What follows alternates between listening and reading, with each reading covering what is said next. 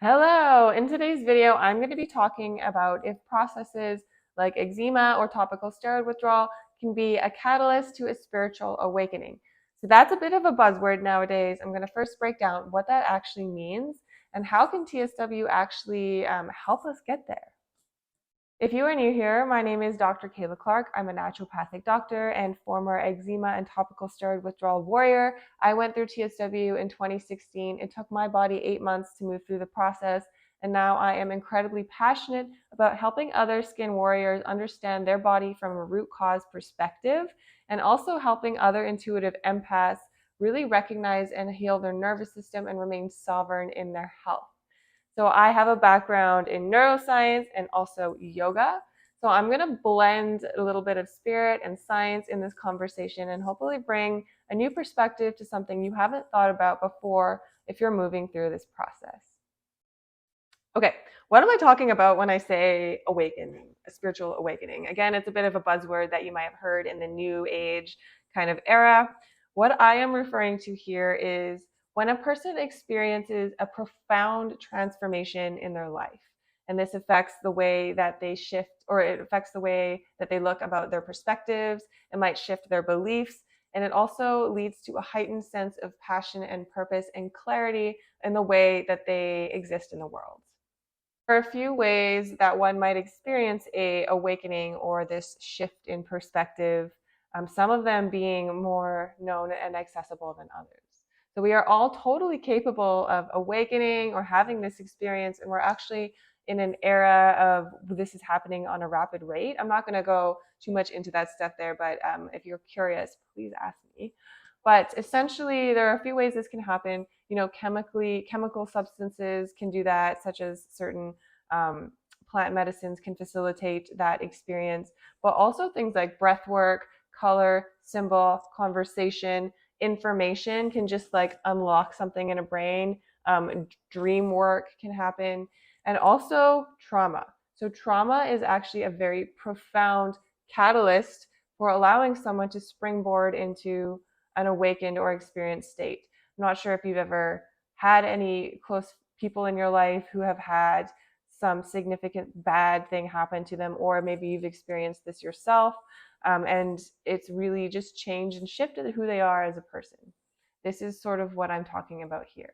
Now, these traumas, and TSW in specific here, we have the opportunity to allow us to move into a state of awakening, to allow us to move into a state of presence, acceptance, and surrender, or we have the opportunity to allow it to cause a lot of anger and resentment and disease in our body. So I'm going to go through and talk about what that might look like and how we can recognize where we are on that split.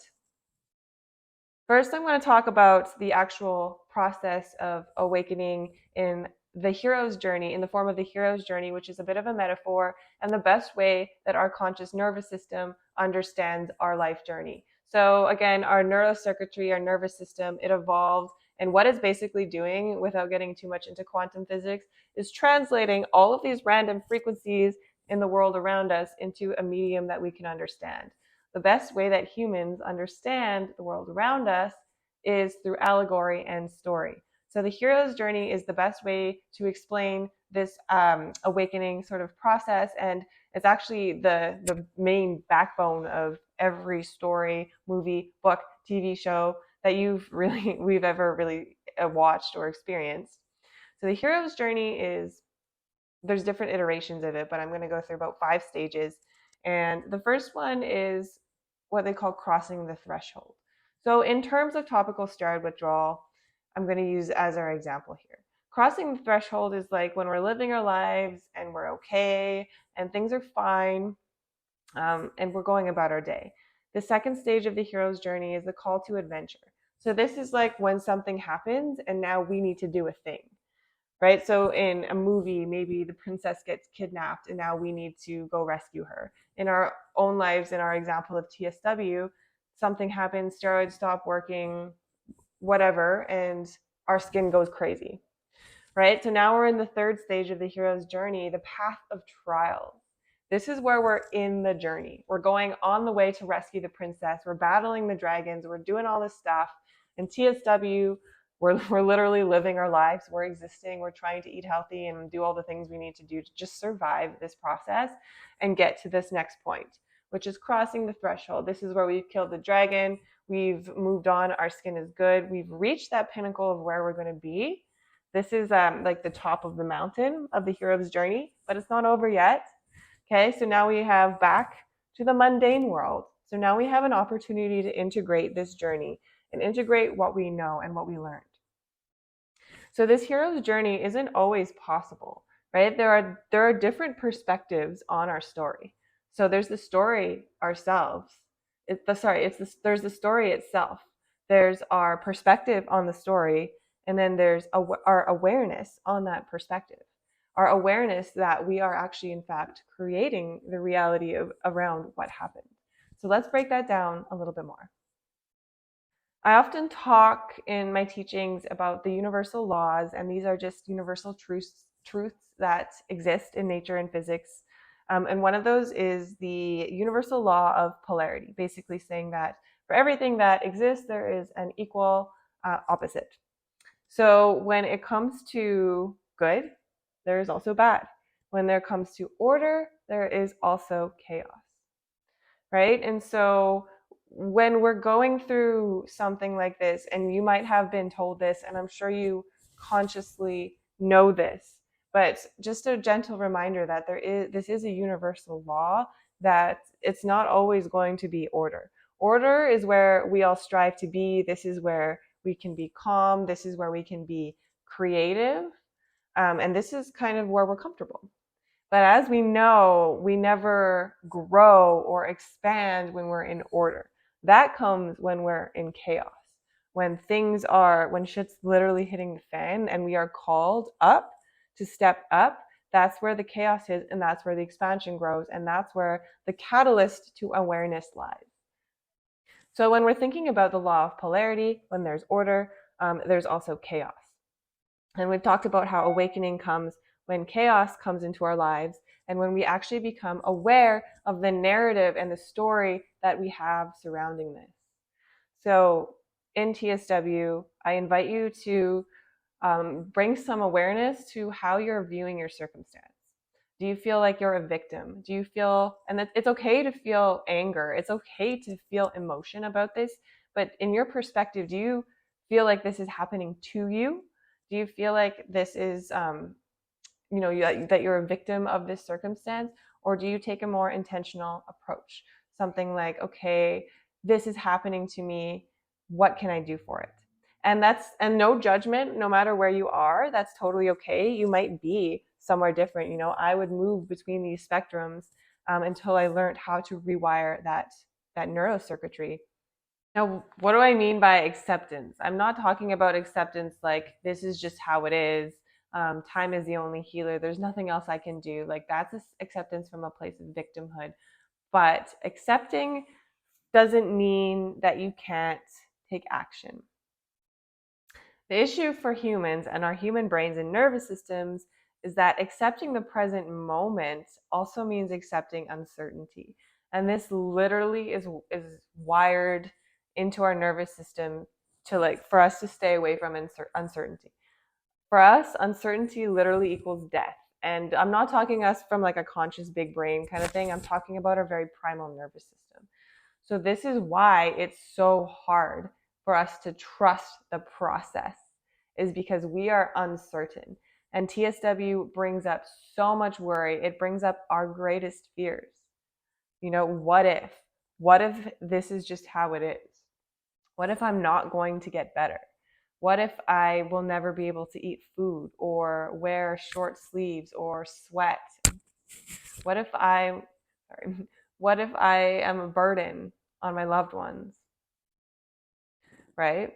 And so this uncertainty really creates a block for us to be able to lean in and trust the process. And so what we do is we either just give up completely. I don't know what's happening. It is what it is. Or we are so uncertain we try everything and we squirrel around and we take a million supplements and we switch it all the time. And This, in my own story, this is something that I did, being a highly anxious, very neurotic person going through TSW while I was in medical school. I didn't trust. Um, I didn't realize this. I was trying everything, and maybe some of you relate to this. Every day I was on a new supplement or on a new diet or trying this new thing, because I was feeling like a victim. I didn't understand what acceptance was. I didn't accept it. And part of the biggest catalyst for me was when I learned how to do this. And so part of that acceptance piece was gathering a team that I trusted. And it was also about coming in tune to my own intuition and doing my own work to do that. Those things combined allowed me to feel like, even though I was moving through the flares and through the TSW and through the things, I knew where I was going because I was able to take this awareness and step back and see that even though it's a shit show, I'm on the journey. I have the intuition, I have the team, I trust the process, and it's not from a place of victimhood. And I would say for me, that was an awakening, part of an awakening experience. And again, using story and metaphor, one of my favorite ways to exemplify this is actually a story from the Bible, which is funny. I'm not religious, but basically from the New Testament, when Jesus was explaining about a man who was able to survive the great floods. So this is about a man who spent extra time to dig his foundation all the way down to a rock when he was building his home. All of his neighbors laughed at him. What are you doing? That's not the right way to do it. That's fine, whatever. But he was like, no, this is important. I'm building resiliency. And so when finally the floods came and the winds came, the house stood. The chaos and the storm was all around, but the foundation was strong. And that's really what I'm talking about here. Is the TSW is really a traumatic and intense experience, and it allows us to build this rock. So as we move forward in life, stuff can swirl around us, and yet we can still hold strong. And that really is the definition of an awakening experience. It's the ability to have a different perspective and to exist in your life, from a place of awareness. I know when I was going through TSW, I would think to myself, when I'm done, I will never take for granted the ability to just wake up out of bed and put on clothes and, throw out my hair and go outside and just exist and be present and not worry about my skin or my health. And this is true for me. So that, and a lot of my clients echo this as well, who are going through it or who have cleared it. TSW allowed them to recognize the importance and the gift of their health and appreciate the small things. So this is your opportunity here to face your biggest fears head on and to transmute them and to lean in from a place of acceptance rather than victimhood. And in its own, you are awakening to this conscious reality that you are in control of your reality, that you are strong and that you are a badass and that you can do anything. I hope you learned a thing or two from this video, and I hope it at least inspired you to think of something from a different perspective. I would love to hear your thoughts in the comments below. And if you are wanting to join my world and learn more about what I offer, please follow. You can check me out on steroidfreeskin.com or at steroidfreeskin or at Dr. Kayla Clark. Okay, have a great day. Chat soon, friends.